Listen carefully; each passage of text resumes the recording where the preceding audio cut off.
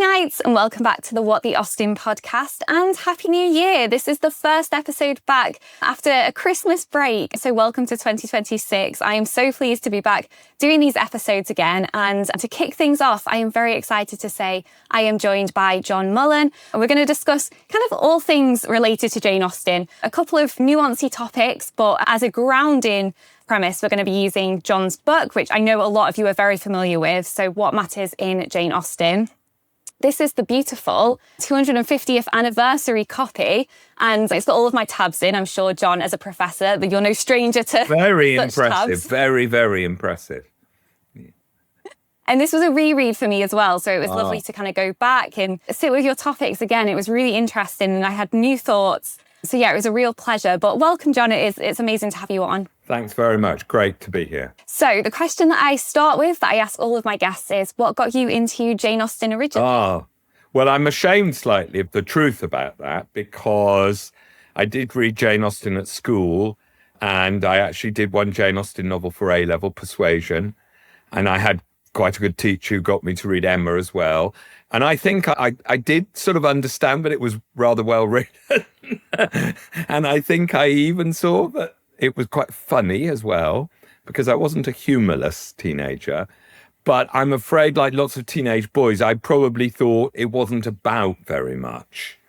And, you know, all these novels, they all were about the same thing, you know, a girl trying to find a husband. And foolishly, I thought that that wasn't a significant topic. I changed my mind very much about that. But anyway, what really galvanized me was quite a long time later, when I started teaching Jane Austen, that I noticed something which is, it's not true of all authors at all, which is that when you opened one of the novels in the class and looked at it in some detail, one of the students would very soon point out something I'd never seen before. It was just somebody in the room, because it was Jane Austen. It wasn't people being ingenious in the room. It was her being ingenious on the page. And she, you know, I think only Shakespeare, actually, in my experience, matches her for that sort of the more you look, the more you see thing. And I wanted to find out how she did it, really. I mean, that made me just intrigued, and I've never lost that sense of being intrigued. I love that. And I think there's something so true in that. I suppose that's why I think this is the 4th or 5th year of the podcast now. I think it'll probably be the 5th year once this goes live. And, you know, the reason I've been able to do it for so long, and even like when I was younger, because I got into Austen quite young through my mum and then studying it at university and things. Yeah, there is this never-ending journey that you have with Austen where you can constantly keep going back over things and having new thoughts and ideas and talking about things. Like people say to me all the time, like, how do you keep having things to talk about? Yes. You're so right. Like it's possible with Austen. You can talk about her forever. Yes, it's true. I mean, sometimes whenever there's an anniversary like this year, if I get asked sometimes by, I don't know, journalists or on radio or TV, you know, why are we still so interested in her? Is it because, and then they start listing things that her novels are about, you know. Oh, is it because she's so brilliant about class or money or sexual attraction or snobbery? And I sort of, I always say, well, she is interested in those things and she is brilliant on, but it's not because of what she writes about, actually. It's because of the way she writes. Because there were lots of other novels, actually, just before Jane Austen's time and in her time, which she read. She was a great novel reader. And quite a lot of them were by women, actually. And quite a lot of them were about how do you tell a bad guy from a good guy? And how does money distort human relationships? And how are people restricted by class, and how are women's opportunities limited by the fact that they depend on men for their money so much of the time? And there are lots of other novels about these things, actually. And we don't generally read. I mean, I have to read them because I'm an academic, but the general public don't. And if they started reading them, I think they would find them quite boring often, because it's not the subject matter alone, is it? It's that amazing way that any given sentence, any little fragment of dialogue, provided you've been reading the rest of the novel so you know all it connects to, comes alive with sort of implications and subtleties. as soon as you look closely at it. Yes, no, I think it is so true. And there are a few of the other writers that I've read, and something that I've been doing with my friend every year is in October, we always read one of the horrid novels, which are totally wacky and bizarre, totally crazy. Do you mean Gothic novels? The Gothic ones, yeah. The ones where it's, like Claremont, that was the one we did this year. We did The Mysteries of Udolpho and The Castle of Wolfenbach. So I've done a lot of those ones. And I did read Burney, but quite a few years ago now. But I agree, Austen does stand out on her own. And for me, I think a lot of that's about her characters, that I just don't, her characters feel so real when I read it. And I don't feel that with any other author, where I feel like such a resonance with every single character. And that's why I love to do character analysis of her work as well. But something I'd love to chat about then. So something that happens to me sometimes, not with people within the Austen circle, but often people kind of outside who see what I'm doing. And some of them think it's quite bizarre that, I spend my life kind of analysing Austen when I'm not working. But a lot of them say like, oh, are you an Austen expert then? And it often makes me cringe, because I'm like, what does that even mean? And I don't feel like it's something that's unreachable because she's got such a magnitude of work. There's only so much Austen that's actually even available. And you're probably closer to claiming that title than I am, but I just want to ask you, is that even possible? Is it even possible to become an expert in Austen? One of the unusual things about Austen is some of the people who know most about her are not academics like me, actually. They're sort of devotees, aficionados, and, people who are in the sort of Jane Austen Society or the Jane Austen Society of North America, which is even scarier. And there's a lot to know about her family, her background, all the minute details, sort of social and historical details of her particular life. And they are fascinating. And, there are some real experts, including amateur experts, on that. And in a way, I'm not one of those. I mean, I do sort of know that sort of stuff. And what's the difference between a vicar and a rector? And, you could spend a lifetime on this. And because it all comes up in her novels, it is interesting. But it's in a way quite easy to become quite expert in her fiction. Only 6 completed novels, and then all the juvenilia and the unfinished Sanditon and the Watsons. That's not going to take you that long to read. Her letters, there's only 160 letters, and you can read all those in, a couple of days. So, and then you can reread them. And I've done all that. Does that make me an expert? I'm not sure. I think that with her novels, and after all, some of them I must have read 15 times or something, they're still always slightly slipping out of my grasp in a way that's delightful. So when I go back to Emma, to me, it's like going back to Hamlet. It's so much more complicated than I remembered it. And that's why studying and teaching Jane Austen and giving sort of talks and things, which I also do, it's never repetition, because there's always something that you haven't noticed before. Yes, I love that. That's exactly how I feel. Almost like the more that I explore the works, the more I go back over them, the further it feels out of reach. It's like to be able to claim that title. I'm editing this thing called the Handbook of Jane Austen, which is a misnomer, really. It's an Oxford handbook. It's actually huge. It's going to be huge. It's got sort of 45 chapters, all by different people, including by myself and Freya. And I've been reading the sort of chapters are coming in from the different contributors. And they're all on topics which I think I sort of know about a bit in respect to Jane Austen. But of course, the contributors have all chosen, almost all the time, examples and quotations which are different from the ones that would have occurred to me. And so I'm reading something about, Jane Austen and music, or Jane Austen and punctuation. And I'm looking at the examples they're quoting from her novels and thinking, gosh, yes, that's extraordinary. Yeah, that is really interesting, isn't it? So even though in a way sometimes what they're saying isn't so surprising, as soon as they quote something from the novel, it does start being surprising. Yes, no, I love that. I feel like that's the thing. There's something that when I was reading your book this time, something I kept thinking about is how her novels are almost like their own like living entities. And it's like you can go, that feeling of going back to it and finding new things is almost like, how did I miss this before? Can I give you an example I got today? Just today. And this was, this is from somebody else. So I can't claim I noticed this, but I sort of half noticed it. And it was by reading a chapter, and it was about saying something about Sense and Sensibility. And it was about what happens when Eleanor is expecting, Marianne is ill, yes? And it's the middle of the night, and Eleanor is expecting her mother to arrive with Colonel Brandon. Colonel Brandon's gone to fetch her because they actually think, when he goes, she might be dying.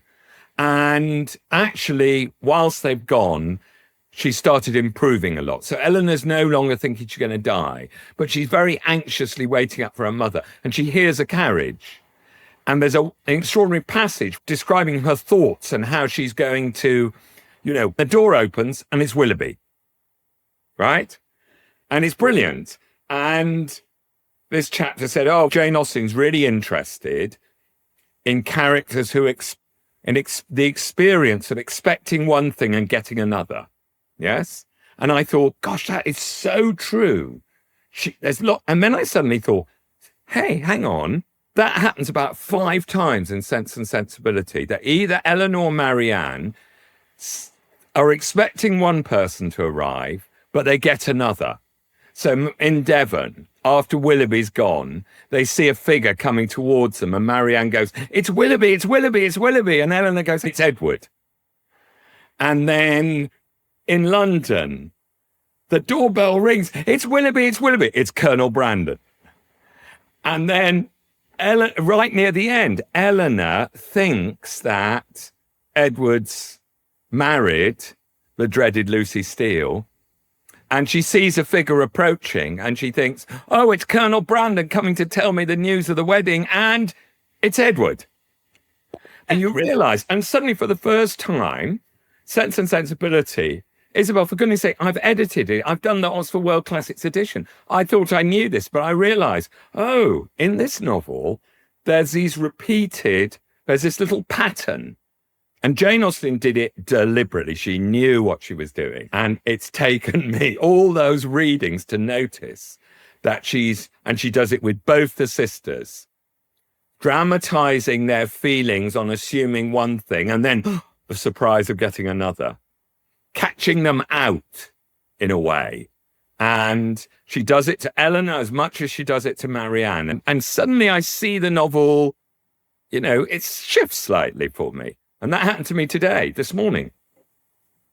I love this. There's actually something that I want to kind of circle back to when we talk a little bit more about like narrative voice. But yeah, I literally have been thinking myself how theatrical Austen's work is. And that's sometimes what makes it so funny, but it's almost like being at the pantomime where it's like, surprise, it's this person or this has happened or it's something new. And so, yeah, I feel like there's that. That's probably why I would love so much to be able to go back and experience what it was like to read them for the first time. Because I feel like almost like memories disappearing. You can never recapture what it felt like to experience it for the first time, especially the more you do read it. But yeah, I love that scene. It's like people come on my podcast and they'll say things to me and I'm like, oh my goodness, I never thought about it that way, or I never saw it that way. Or even myself, the more topics I go over, 3 years later, I'll come back to it and I'll be like, actually have a whole different perception of this now. I totally hate this character when I loved them 3 years ago. Like what a journey I've been on. So I'd love to touch on that as well, though, because I know that you did a talk where you were talking about the contradictions within Austen. I thought it was really interesting because I was thinking about myself and thinking how sometimes I joke about how I'm full of contradictions. I'll say one thing and then I'll say something else. And one week I feel one way, then maybe the next I feel something else. And I thought that was just like a personality trait. And then when I heard you talk about it, I was like, wow, is this me? All of these years reading Austen, have I become like my own kind of contradiction that I don't really take anything too seriously, or I feel like I can laugh at myself. And so, yeah, I was wondering if you've ever experienced that where you've kind of had a very steadfast opinion on something about Austen and years later you've come back and thought, oh my goodness, I've totally changed now. Steadfast opinion on Austen that has changed. I'm not sure that I have really, because even when I was a foolish teenager, I could see she was good. So I never went through a phase of thinking, I suppose I remember there was a time when I thought that Anne Elliot in Persuasion was a bit of a masochist, really, and that she was sort of reveling in her own fadedness and on the shelfness, if you see what I mean. And perhaps that was slightly born of the fact that when I was much younger, I just couldn't believe that she could think at 27 that life was over, you know. I have sort of I've changed my mind a bit on that, but I think the sense that there's something self-punishing about her is not completely wrong. You know, I haven't totally changed my mind about that. I do think that the novel Persuasion depends upon her convincing herself as a sort of act of self-denial, maybe of self-preservation, actually, that this man couldn't possibly be any longer interested in her. And that's a really good thing, because it would be, you know, it would be sort of foolish of her to nurse any hopes. And I think that is part of her sort of personality, part of it, what we would say, it's part of how she deals with meeting him again. So I wasn't completely wrong, but I think I was wrong to think that it was unbelievable that she could think, you know, essentially my life has gone away from me. And now I find that totally plausible that she could think that. That gives the novel both its melancholy, doesn't it? Yeah. And what is so romantic about it, because it is in some ways the most romantic of Jane Austen's novels, because life comes back. She gets another chance. She was wrong to think that he's gone from her. And also, interestingly, you know, you'll know that in that incredible chapter 7 of Persuasion, for the first and only time in the novel, we get his thoughts, and he's thinking about her. And the last thing it says about what he thinks about her is her power with him was gone forever. Mm-hmm. And Jane Austen tells you that as if it's true. And then she never tells you a single thing about what he thinks for the whole of the rest of the novel. You, like Anne, have to sit in the anguish. Yes, but read the clues too, you know. He takes the child off her shoulders. He helps her into the carriage. He gets grumpy when he sees Mr. You know, you begin to read the clues. When he thinks Louisa's been mortally injured, you know, he shouts, he uses Anne's name for the only time in the novel. No one better than Anne. Anne will do it. And so you read the clues and you realize, in retrospect, that sentence, her power with him was gone forever, is what he thinks, but it's not true. It's what he's making himself think. And of course, because it's Jane Austen, she doesn't say, Captain Wentworth thought to himself, her power with me is gone forever. No. But actually, no, she just says, you know, she does this amazing thing. We call it free indirect style now, but she lets the thoughts of the character take over the narration and just says it as though it's true, and it's completely untrue. I love this. I'd love to touch on that as well, the free indirect discussion, and talk about it in relation to Emma as well, because you talk about that in your book, and how it's done in Emma is actually quite extraordinary. You don't often see it done again the same way. Yes, it is extraordinary, because this is a technique. If she didn't quite invent it, she sort of invented it. There was nobody who'd really done it before, at least in English, at least in anything she'd read. And there's sort of arguments about finding it, a little bits of it in earlier novels. But essentially, she was the first person, certainly in writing in English, who really used this technique. And in Emma, almost the whole of Emma is narrated from the point of view of Emma. not by her, obviously, like in a sort of Bronte novel, like in Jane Eyre, but narrated in the third person, but following the path of her thoughts, which also, of course, means her delusions, her self-delusions, because, Jane Austen, she must have had such a laugh to herself about what she was up to. She narrates almost the whole novel from the point of view of a character who's wrong about almost everything. She's always thinking she knows what's going on in other people's heads, and she doesn't. And if it was sort of Tolstoy or George Eliot, you would be watching in an omniscient way and being told by the novelist where people were getting things right, where people were getting things wrong. And there's a lot of pleasure in that sort of novel too. But Jane Austen doesn't tell you anything. She just lets you work it out, And she must have been so confident, so self-confident to do that, to write in a way where she had to trust the reader to work it out. And, I think Emma is the absolute pinnacle of that. It doesn't have to be your favorite. It is my favorite, but I love Emma. It's the pinnacle of that sort of ingenuity. So that we're talking about rereading, and Emma literally does have to be read twice, because if you haven't seen the film or been told the plot, if you're a real first-time reader, then there'll be things you don't get, because until they're revealed to you, because you're reading along Emma's path of thinking, aren't you? So now you spot some of her mistakes, but you can't spot all of them until the end. And then you have to go back and start again. And you realize the clues were always there, but because Emma wasn't recognizing them, often the reader wasn't. And she does really brilliant things in Emma, doesn't she? Like, she puts lots of the clues as to what's really going on in the hearts of some of her characters, who really loves whom, who just goes on and on and on and on and on, and nobody listens to her.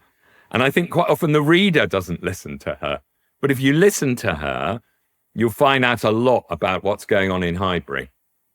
So last year, I actually did an episode where we read the book specifically from the viewpoint of Frank and Jane Fairfax's romance, just to see where it first comes up and where all the little clues were. You tried to avoid seeing it from Emma's mind, even though it's kind of impossible. But I also wonder if this is why a lot of people really despise Emma as a character, because they're almost forced into her shoes. There's no escaping Emma when you're reading Emma. No. So if you don't resonate with her, I can imagine it's probably quite annoying. I know. Somebody said to me once, Emma is like the planet Jupiter.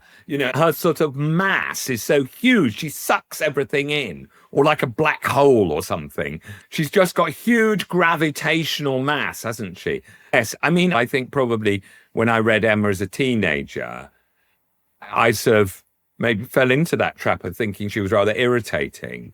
But I don't think that's at all now. Of course, she makes these stupid mistakes, but as you get older, we all make stupid mistakes. And often our stupid mistakes are based upon our assumptions about other people and about their wishes and their feelings.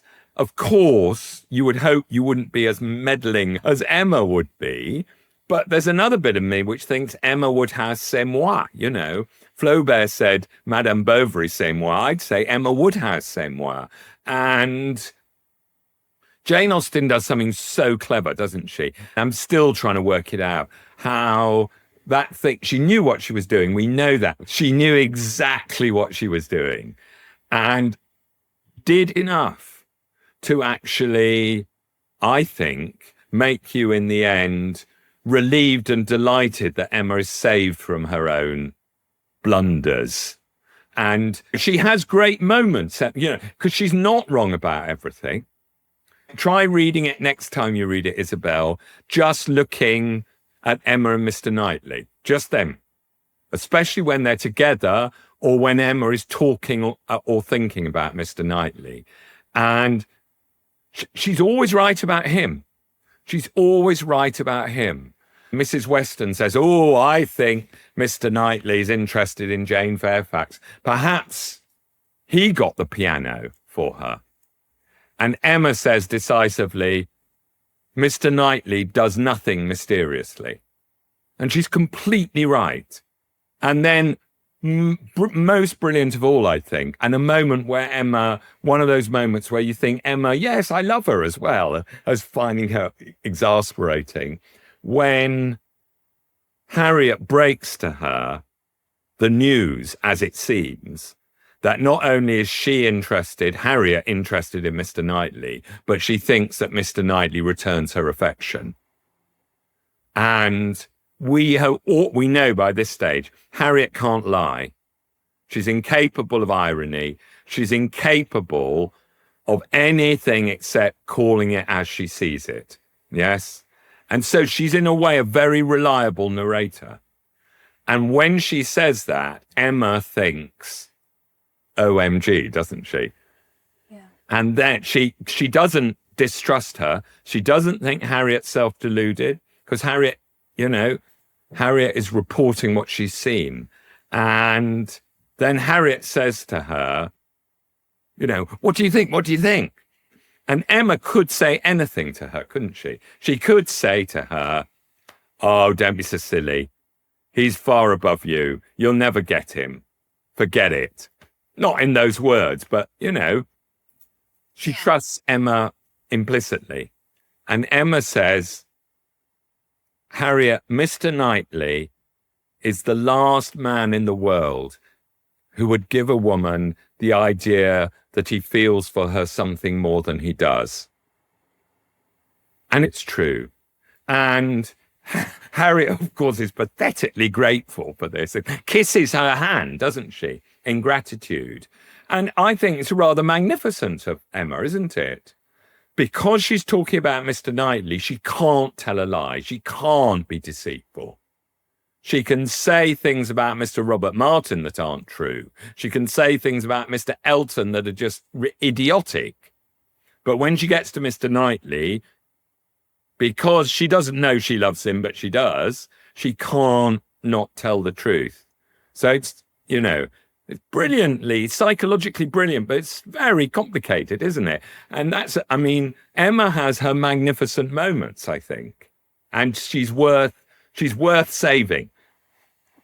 Yeah, to be honest with you, Emma is one of my favourite characters. One, because actually she's one of the characters, one of the heroines that I relate the most to. I think especially as I was growing up, I remember my younger brother once said to me, he was like, oh, you're kind of a weird combination of Emma Woodhouse and Jane Bennett, if that's even possible. And I was like, maybe it is, who knows? But yeah, so I've always kind of understood that she's always gone into it with a good heart. And I know she says stuff kind of blasé, off the cuff things where she's like, oh, this and that, like I know everything, blah, blah, blah. But I do think she's got a good heart at the end of it. And I think that shows in the way that she preserves Mr. Knightley's integrity, where she's like, this man's honourable and I will never disgrace that by lying about him or making things up. Something that I want to touch on as well about how I was saying about, you can kind of step into the shoes of Emma. You're always forced to. You have to experience the book through her eyes. I love that you quoted Gillian Beer on her thoughts on persuasion. And she wrote, we often seem to be not in Anne Elliot's mind, but in her body. And I was like, that's so true. When you're reading Persuasion, you feel so close to Anne. You feel everything she feels. And we've kind of touched on that already. But why I wanted to bring this back up is this in contradiction to how I feel reading Mansfield Park. I love analysing Mansfield Park. I find it fascinating, but I find it such a disjointed reading experience. And I think I wrote in that email to you, it's because I don't have a host body. I don't have somebody that I can see it through. I think, Mansfield Park is the least funny perhaps of Jane Austen's novels, but a very deep novel, I think, which repays rereading in a different way from what we've been talking about with respect to Emma. And I think the disjointedness you experience is there for a very good reason, which is also entirely of Jane Austen's contriving, which is that Fanny Price is in a way the most absent of Jane Austen's heroines. She talks less than any other Jane Austen heroine. So there's 3 or 4 characters in the novel who get more dialogue than she does, even though she's the heroine. But also she's literally more absent. You know, there are scenes in Pride and Prejudice where Elizabeth Bennet's not present, but not many. There are a couple, there's one chapter early on where Mr. Knightley's talking to Mrs. Weston and Emma's not there. That's the only one I think she's not present in. In Persuasion, as you say, we feel the whole thing through Anne. Most of the dialogue is overheard by Anne, not even spoken to her. She's always overhearing what other people are saying. People who are in the same room who are talking, but they're not talking to her. They're ignoring her. And she overhears. But in Mansfield Park, there are lots and lots of scenes where Fanny's simply not there. And that's quite deliberate, I think, because she is literally an overlooked person. She's an ignored person. Even when in the second half of the novel, she's grown up and the ugly duckling's become a swan. Even then, you know, Sir Thomas and Edmund actually ignore what she's really feeling, what she's really thinking, and sort of think, oh yeah, she can somehow be coaxed into marrying this Henry Crawford guy. Earlier on in the novel, there are whole scenes where we get Mary Crawford and Henry Crawford sometimes and Mrs. Grant talking in the parsonage.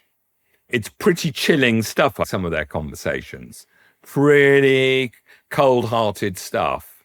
Grant will say to Mary Crawford, oh no, he mustn't make Julia, not Maria. He mustn't make Maria in love with him. And Mary Crawford says, I expect they're both in love with him by now. He can take his pick, can't he? And you hear all this stuff going on, and you will hear characters sometimes talking about Fanny. You know, Henry Crawford would say, oh, I'm going to make a little hole in her heart.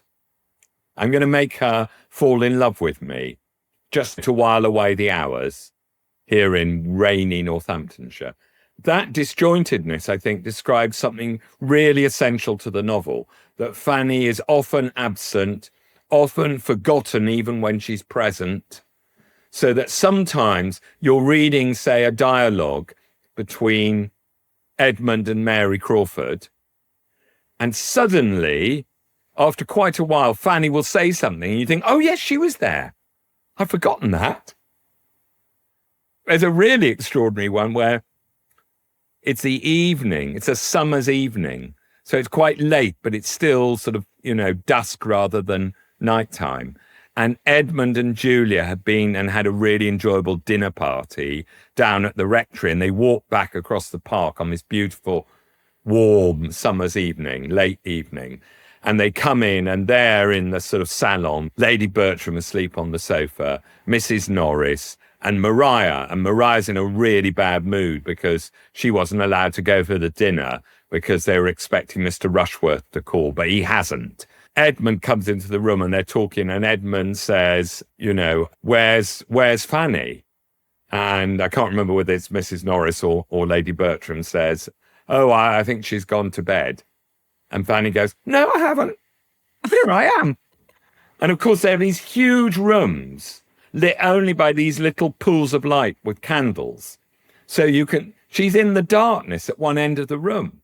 And that seems to me such a metaphor for her presence in the novel. So Jane Austen does this really clever thing, really profound thing, which is she makes Fanny not just a character that the Bertrams find it easy to ignore, she almost makes her a character the reader finds it possible to ignore, I would say.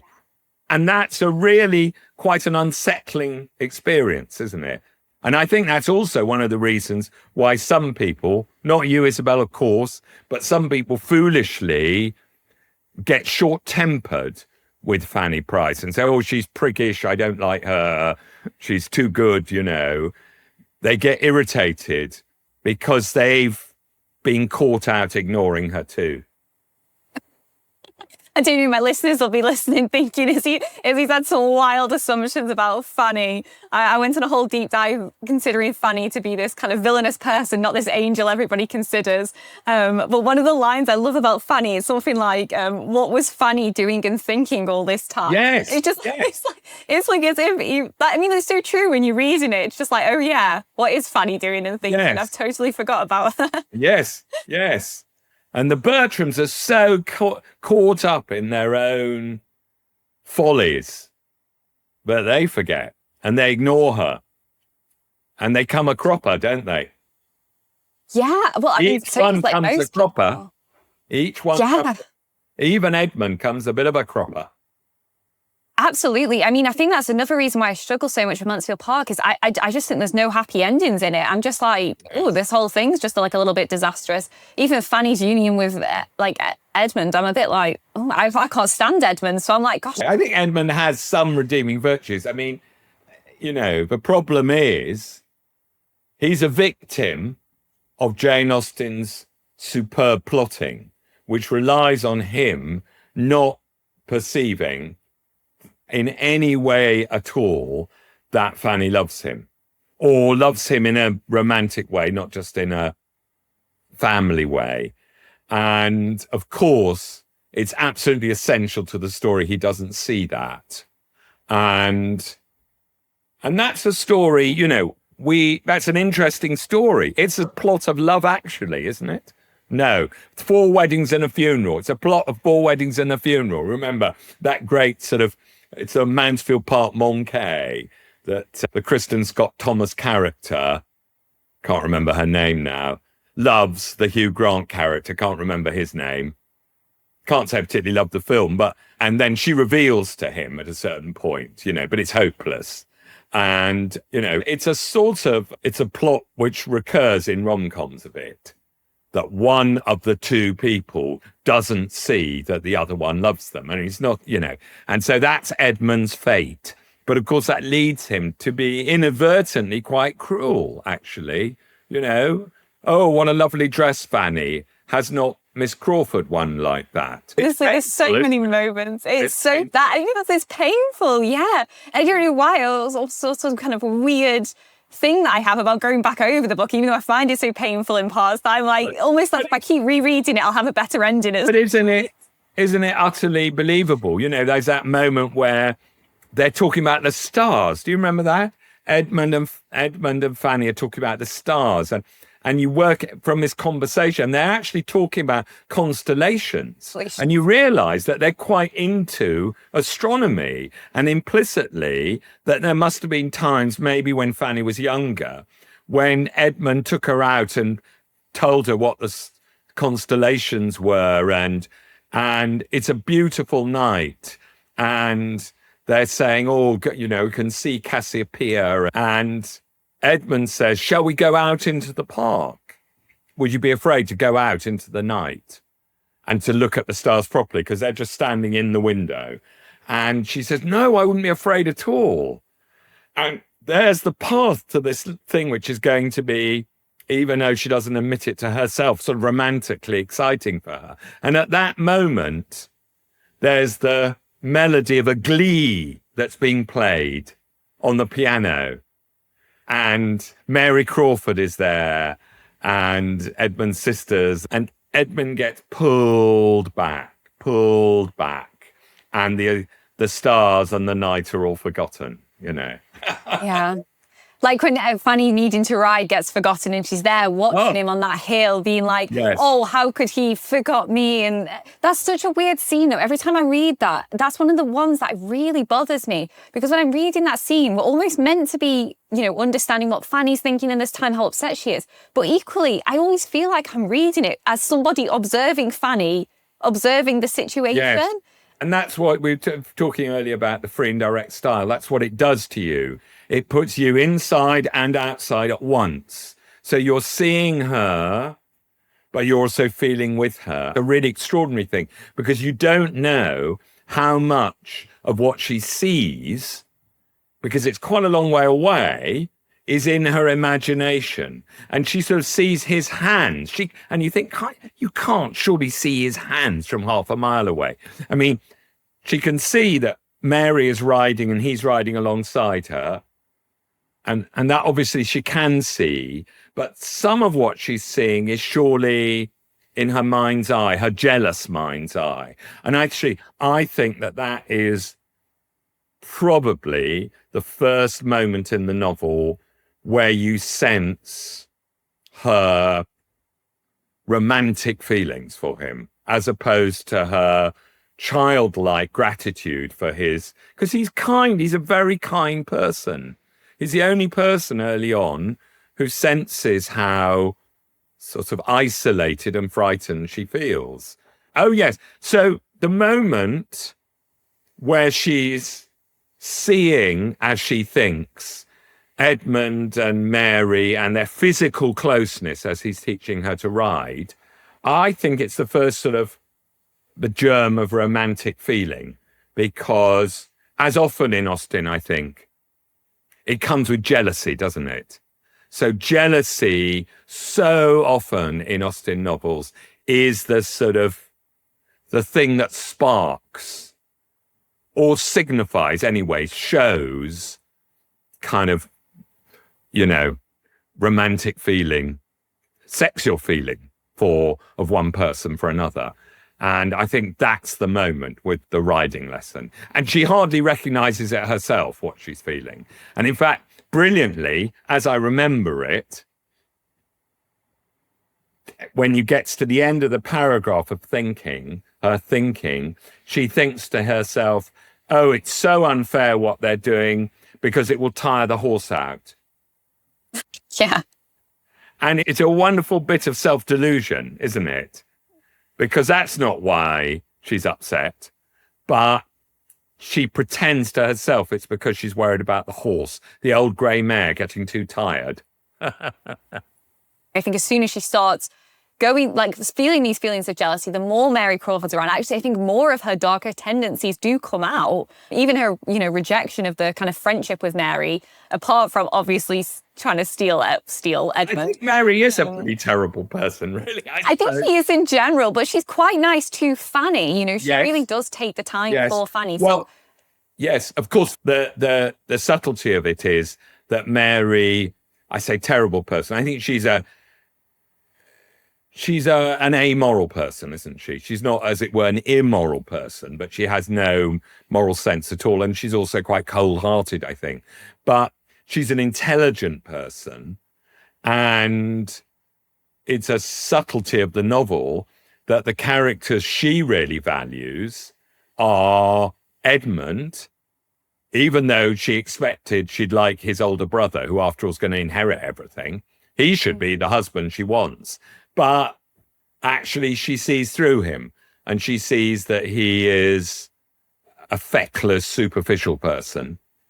And she values Fanny. And she has something like, I think, contempt for Maria and Julia. But she does see some of Fanny's qualities. When Edmund says something nice about Fanny and Fanny blushes, or no, she doesn't blush, she turns away in embarrassment.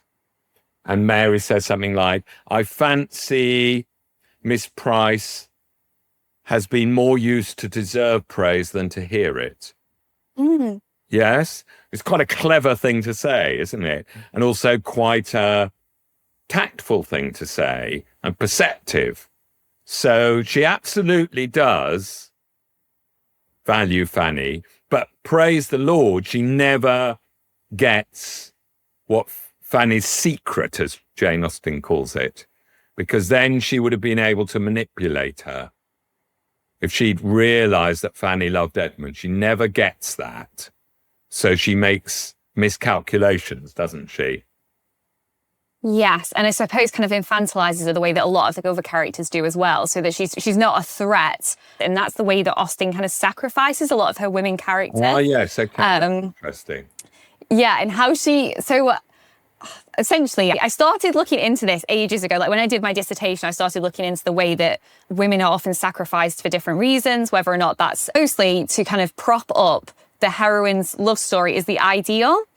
And I have a few different examples of this where it's done for self-preservation, like with Charlotte Lucas, that she's kind of like removed from the storyline so that the Darcy Elizabeth story seems like the better option. Failed self-promotion, people like Isabella Fort or Maria Bertram, and then literal narrative death. So Louisa Musgrove, she doesn't really die, but she's quite cleanly like moved away with a bit of like, a knock on the head.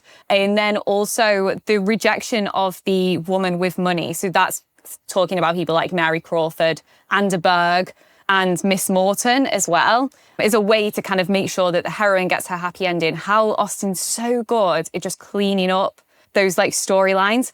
And one that I'd not thought of before till I read your book was how she actually uses Marianne Dashwood in the same way. And I'd not realised it until I was reading it, and I was like, oh my goodness. I can't remember what it was, but when I was reading your book, it made me think, oh my goodness, yes, Austen in the same way has to sacrifice Marianne so that Eleanor's love story is kind of the pinnacle. Because realistically speaking, we don't see much of Eleanor and Edward. I don't think we're kind of drawn to buy into their love story necessarily. And it's almost, and a lot of people buy into the Marianne Willoughby story, right? And that seems more romantic and, one that people would be interested in. But it's almost that Marianne has to be sacrificed. I think as you talk about her folly, and it's like as soon as that's recognised, Marianne needs to be sacrificed and Edward and Eleanor need to be the kind of the pinnacle, the ideal in that story. Yeah.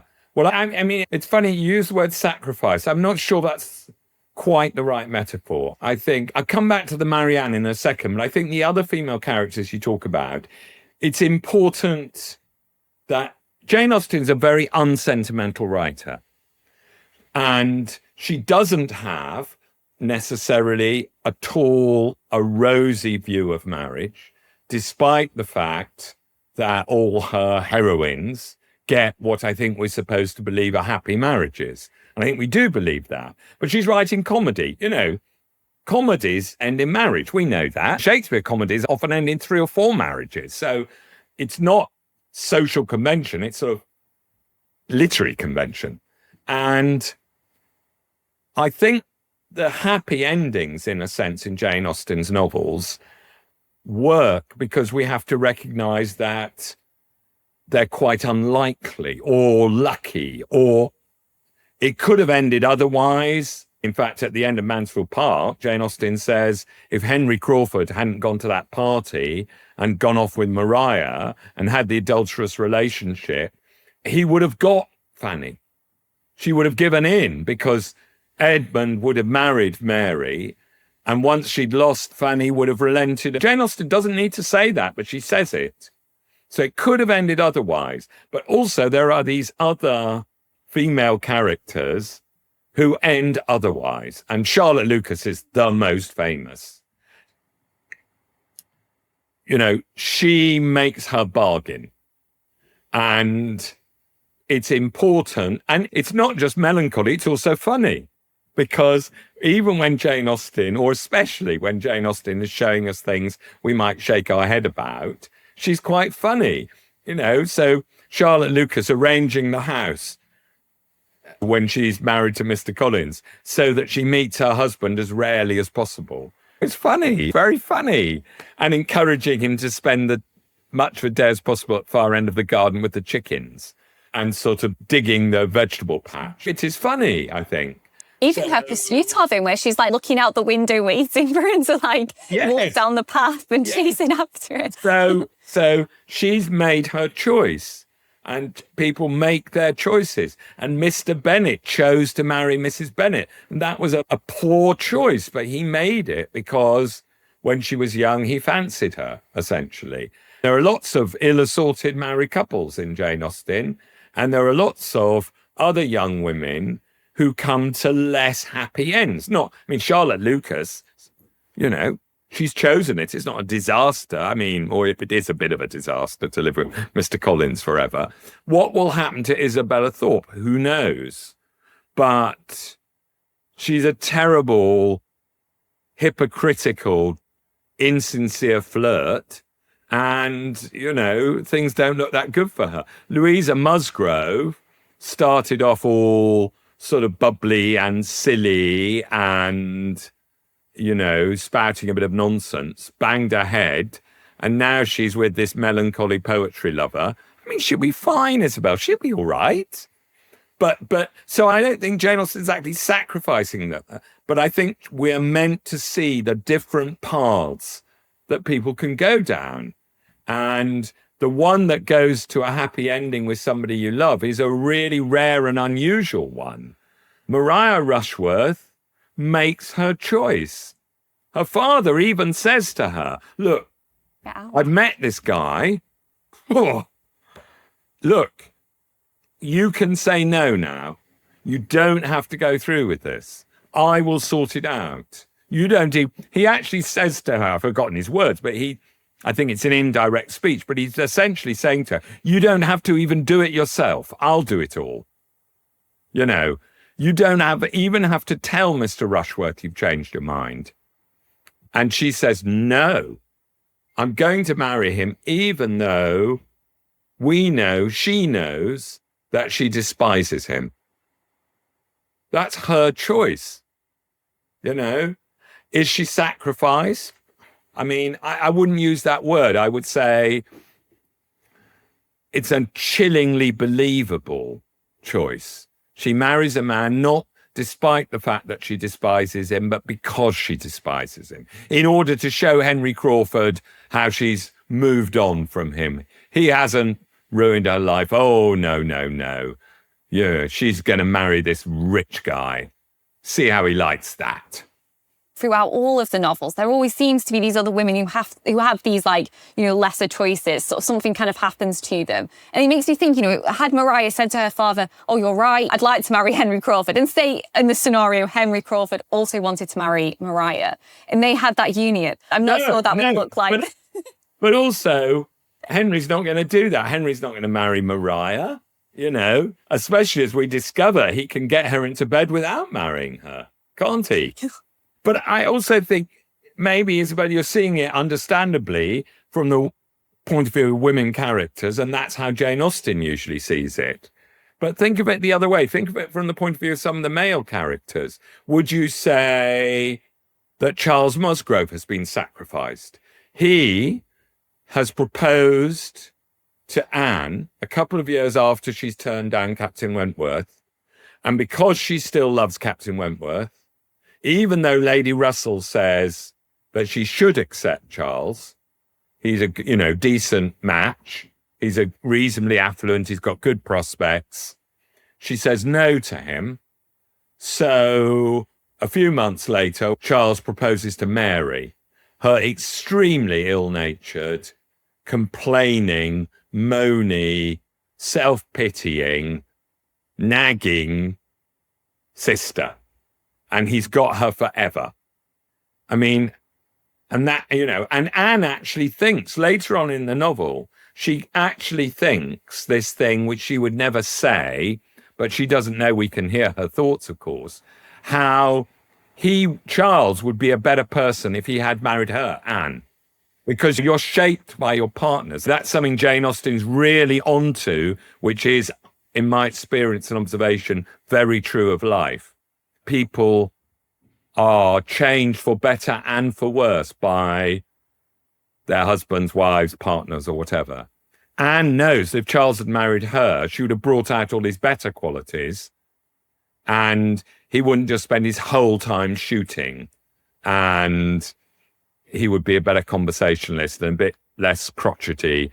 But he's got this. He has been sacrificed, if you like, hasn't he? He's got Mary. I mean, what? Married to Mary? Oh, my goodness gracious. Yes? The worst mother in Britain, surely.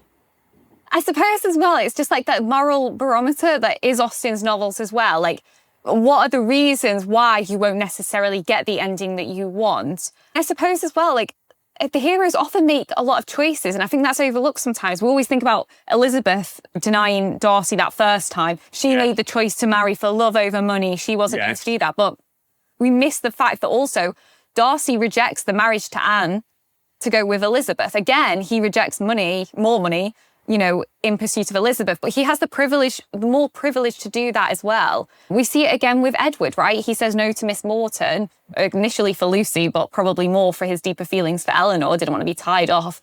And so, yeah, they often get that choice in that moral barometer around money where it's like, I will reject money in pursuit of love, and therefore I will be rewarded if I instead marry for self-preservation or self-promotion, like self-preservation, Charlotte Lucas, or if I strive for self-promotion, like Isabella Thorpe, I will be punished. But the thing is that Elizabeth, when she rejects Mr. Darcy, she doesn't hesitate for a second. So she's not working things out. She's not thinking, well, hang on, there's pros and cons here. Not for a second. And equally, there's no evidence that Mr. Darcy considers marrying Anne de Bourgh for even a split second. Whatever Lady Catherine thinks, but I mean, Lady Catherine thinks all sorts of things which aren't true. It's difficult to believe that he even gives it a split second serious thought. He's not going to marry. It's true that he's got, you might say, the luxury of choice. Because he's so wealthy, he doesn't need to think about that. But the striking thing about Elizabeth is she doesn't think about that. Maybe she should, but she doesn't. When Mr. Collins proposes, she doesn't think, well, hang on, he is quite well off. Could I put up with it? No. She doesn't think that. It's absolutely clear. And you have to remember that Mr. Darcy, we know that Mr. Darcy, sort of every eligible young woman in London has been sort of thrown at him. Yes. And it's clear that he only really thinks about marrying somebody when he meets this woman who actually laughs at him and who doesn't throw herself at him. And that's so much more interesting, isn't it? And who talks to him as though she's completely his equal and sort of couldn't give a damn. And so there are characters in these novels who are making calculations, but Elizabeth and Mr. Darcy aren't amongst them, I don't think. And so in comparison, we have like Willoughby, who rejects Marianne in pursuit of money in the form of Miss Grey. He makes calculations, doesn't he? Because it's fairly clear, especially, I think that's why Jane Austen finds it necessary to bring him back to have this confessional thing with Eleanor, where at the end of which Eleanor thinks, well, maybe he's not quite so bad as I thought. And the reader is supposed to think that too, I think, because one thing that emerges is he sort of did love Marianne, and he wasn't just trying to seduce her. He did love Marianne, but at the same time, he loved money more.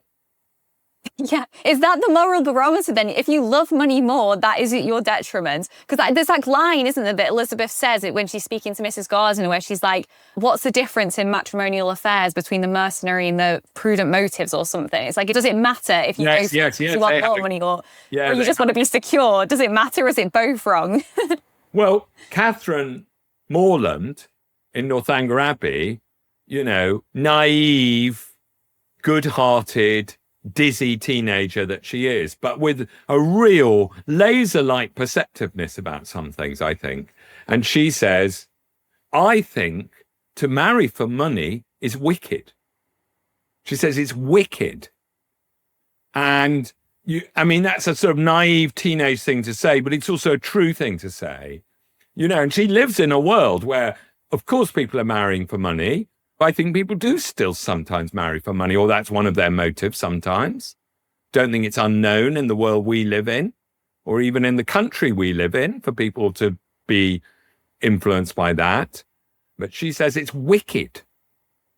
Now, I don't think we think Charlotte Lucas is wicked, but I do think we quite admire Catherine, or love Catherine for saying that, for thinking that. Yes? And she is completely unmercenary compared to Isabella Thorpe, who's so mercenary. Yeah, so much. True. And the fact that Northanger Abbey has probably, I don't know if I'd say the most author intervention as well would suggest that I don't think Austen would let her heroines say that if it wasn't herself something that she wanted to put out there as serious. You're right. Northanger Abbey being in some ways the earliest, although we don't know how much Austen rewrote it near the end of her life, but is the novel which is the only novel where the author's there, isn't it? She's commenting, she's sort of making amused commentary on her heroine's behaviour quite a lot of the time in a way that's completely foreign to the other 5 novels. Yeah, no, I think that's maybe, I always say to people, I'm like, if you want to try and get the essence of Austen and you can only read like a certain amount of books, I say read Northanger Abbey and read Persuasion, because I feel like in that you could maybe create like her manifesto. Well, I think if people are starting Jane Austen, and lucky them in a way, it must be great to be doing it for the first time.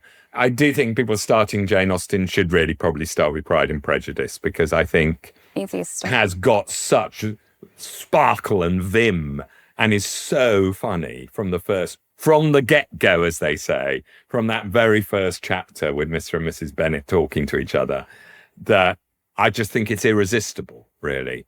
And, you know, there are other novels which may have more hidden depths. I think there are. I think Mansfield Park and Emma, both in different ways, have more hidden depths than Pride and Prejudice. But Pride and Prejudice is just perfection, really, isn't it? Agreed. I always say read that one first. I don't think you can appreciate Persuasion until you've read more Austen anyway. Yes. Mansfield Park would be off-putting, and Emma potentially. Both of those can be Marmite, so I never say read those ones first. Northanger Abbey, if someone's particularly interested in like Gothic or they prefer comedic books. And Sense Sensibility, I think again could be quite a tricky one to read sometimes. Yes. So I don't think it's a good starting point. But Pride and Prejudice definitely is up there for me as one for everyone to start with, for sure. Do you want to let people know where they can keep in touch with you or any talks that you've got going on across the year? Well, not particularly. I'm afraid I don't have a sort of an online presence beyond the sort of endless of recorded talks and things I do. But I do think this is a sort of little go to the future. When I've got some time, it might not happen until the spring or summer, I'm going to start a Jane Austen, me and Jane Austen Substack, I think. Because I'd like to do that rather than it would be nice to write another book about Jane Austen, but books take a long time and a long time to produce after they're written. And I would like to do something more immediate, really. So I think it might be quite fun to do that. So watch this space. Absolutely. Yeah, watch this space. Now we'll make sure that everybody knows when that comes about, because that sounds great, definitely. I'll let you know, Isabel. Yeah, let me know, and then I'll tell everybody else. But yeah, no, this has been fabulous. And, you know, I really enjoyed going back through your book again. And those topics I could have spoken to you about forever, but we don't have time for that today. But yeah, thank you so much, John. Well, thanks very much. It's great to talk to somebody who was as into it as me. No. I always loved that myself. It's been a really enjoyable afternoon, so I appreciate it. But that's everything from us today, and I will see you in another episode.